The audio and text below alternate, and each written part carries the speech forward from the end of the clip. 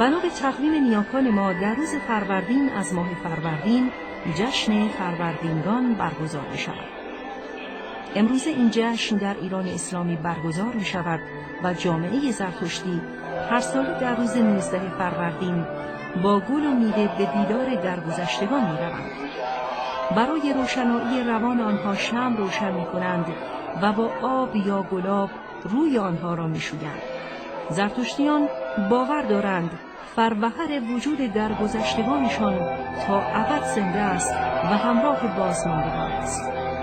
فروهر ذره‌ای از آفریننده هستی است که در جان و روان هر آفریده ای دمیده است.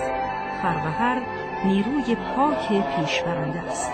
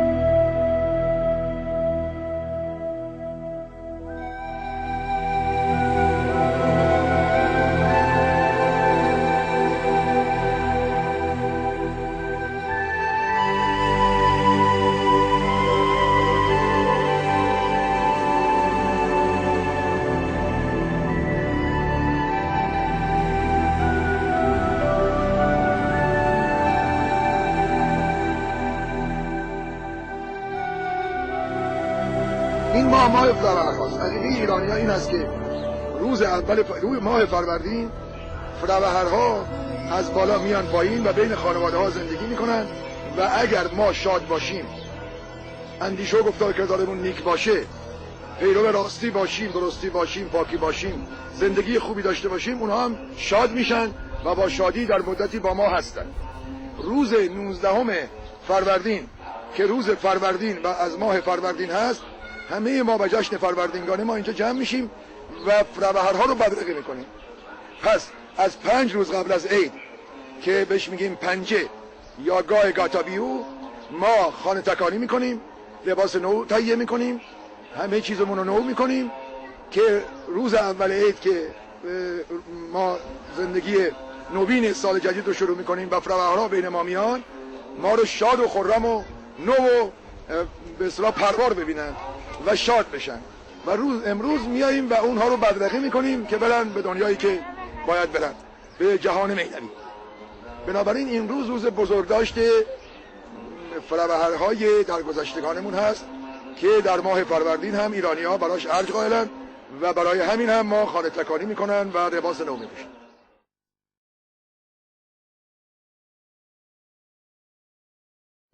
انسان‌های کشاورز آن روز برای رفع خستگی و لذت بردن از دسترنج کار خود در سال 6 بار و هر بار به مدت 5 روز جشن و سرود به پا می‌کردند.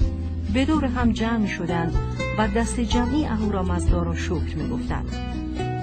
امروز این جشن که یادگاری از ایران باستان است و گهنبار نام دارد، توسط زرتشتیان برگزار می‌شود و با شرکت در این مراسم به فرهنگ و سنت ایرانیان احترام می‌گذارند و از آفریننده هستی تشکر می‌کنند. ما در سال 6 شهر، یعنی 6 تا 5، هر شهر 5 روز شامل 5 روز گامبار میشه. هدف اصلی گامبار خیر و خیراته. نمازی که برای در برگزاری گامبار خونده میشه، اون در هر گامباری، حالا عرض کنم قبل از توضیح که حالا چه گامبار و عمده مراسم ها، یکی نمازخونی داریم، یکی یادی از درگذشته ها داریم، بعدش دیگه خیر و خیراته و یعنی حالا خیر و خیرات گامبارها در سطح وسیع هست، ولی بقیه همه مراسم هر مراسمی که میگیرن یک بسته از خوشبارم که شده که لرد نامیده میشه که شامل 7 رقم خوشبار هست، مخلوط خوشبار هست، اینو به دست همه میدن. یعنی در سطح همین یک بسته خوشبارم که لرد نامیده میشه اینم داده میشه به همه حاضرین و هر که بیاد و هیچ محدود نیست به زردشتی یا هر کس بیاد. گامبار این فلسفه رو در این امر رو خیلی در سطح وسیع‌تری انجام میده و مخصوصا در نمازی که برای گامبار خونده میشه این امر میکنه که هر کس به توان خودش اینو قشنگ توضیح میده، بند به بند میگه که توانگر باشه، تاجر باشه چه چیز باید بیاره، چه کمتر باشه چقدر باید بیاره. و اما آخر سر میگه که هر کس که توان دادن چیز نداره باید وظیفه دینیشه که بیاد و تو گامبار شرکت کنه. گامبار به دو رقم تفسیر شده، یکی گاه انباره، یعنی انبار کردن محصولات، یعنی زمان انبار کردن محصولات که دقیقاً این گامبار هم دقیقاً موقع برداشت محصولات اغلب، حالا یا گندم و جو اینا که نیمه بهاره و نیمه تابستون میوه و اینا هستش.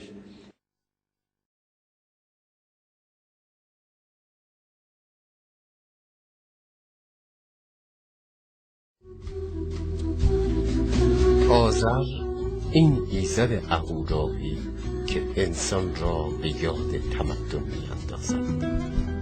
کشف آتش توسط هوشنگشاه و بعد از آن کشف مهار آتش پدیده‌ای بزرگ بود که انسان‌های آن زمان را نیرویی دوباره داد. آنان توانستند در سرمای زمستان احساس گرما کنند و از آلودگی و ناپاکی بدور باشند، در شب تاریک در امان باشند و سادگی آتش به سادگی آفریننده پی برند. نیاکان ما شکرگزار بودند و رو به آسمان دست نوازش بلند کردند و آفریننده مهربان خود را شکر کردند. گرد آتش ایستادند و نیایش کردند و بر باور خود ایمان آوردند. آنان به پاس کشف خود و ارج نهادن به این ایزد اهورایی جشنی سالیانه برپا کردند و نام آن را سده گذاشتند. سده جشن نگاه کردن به آتش و آرامش است. سده جشن پرستیدن آتش است.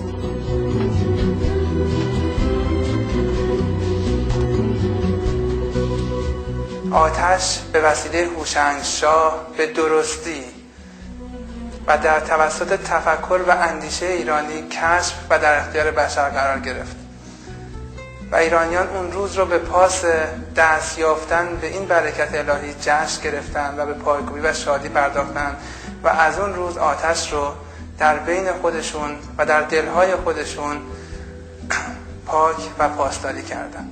بر اساس همین سنت کهن از دیرباز ایرانیان در چنین روزی، یعنی روز مهریزه از ماه بهمن، آتش بزرگی رو به پاس کشف آتش در دوران هوشنگشاه برپا می‌دارند که این آتش رو به احترام نیایشگاه‌ها از معبد برداشت می‌کنن، به وسیله آفرین‌گونی توسط موبدانی به محل جشن برده میشه و اون آتش بزرگ در اونجا به وسیله همین آتشی که سالیان سال در این مکان مقدس نگهداری شده برافروخته میشه و اون روز رو به شادی می‌پردازن.